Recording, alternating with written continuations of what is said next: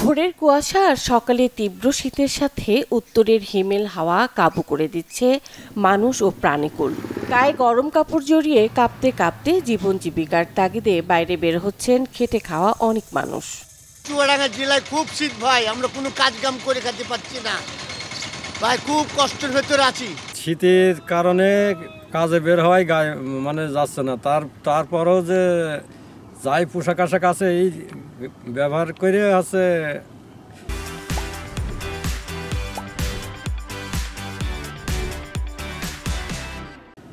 গায়ে দিয়ে কাজে যাইতে হচ্ছে, আর কি করা যাবে। কাজ বেশি খাই, খুব শীত, সকালে যাতে পারছি না, খুব ঠান্ডা পড়ছে বুঝলেন, আর কুয়াশা।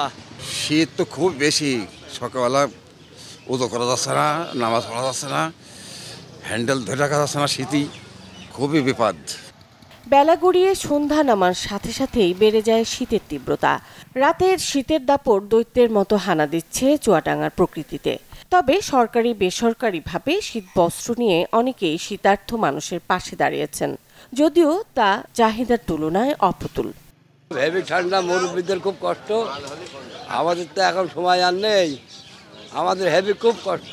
প্রচণ্ড শীত, আমরা এই শীতে মরছি, এইখানে আমাদের আগুন তাপাছি, তা আমাকে এখন পর্যন্ত একটা কম্বল কেউ আমাকে দিল না।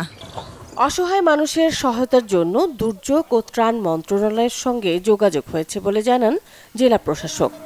শীত নামা শুরু করছে, আমাদের প্রশাসনের তরফ থেকে পর্যাপ্ত প্রস্তুতি আমরা নিচ্ছি এবং জেলা প্রশাসনের তরফ থেকে এবং জেলা পরিষদের তরফ থেকে শীতবস্ত্র ক্রয়ের আমরা উদ্যোগ নিয়েছি এবং স্পেশালি আপনার পৌরসভার মাধ্যমে আমরা কিছু শীতবস্ত্র ক্রয় করে হতদরিদ্র মানুষের মধ্যে এই শীতবস্ত্রগুলা বিতরণ করব। দানশীল ব্যক্তি, সংস্থা, প্রতিষ্ঠানও এই শীতবস্ত্র বিতরণের মাধ্যমে সহযোগিতা করতে পারে। ইতিমধ্যে একটা সংস্থা দিয়েছে জেলা প্রশাসনের কাছে। চুয়াডাঙ্গা আবহাওয়া অফিস জানিয়েছে ৮ জানুয়ারি পর্যন্ত এই অঞ্চলের তাপমাত্রা একটু বাড়বে। এরপর ৯ জানুয়ারি থেকে তাপমাত্রা কমতে থাকবে। তখন শৈত্যপ্রবাহ বয়ে যাবে এই জেলার উপর দিয়ে।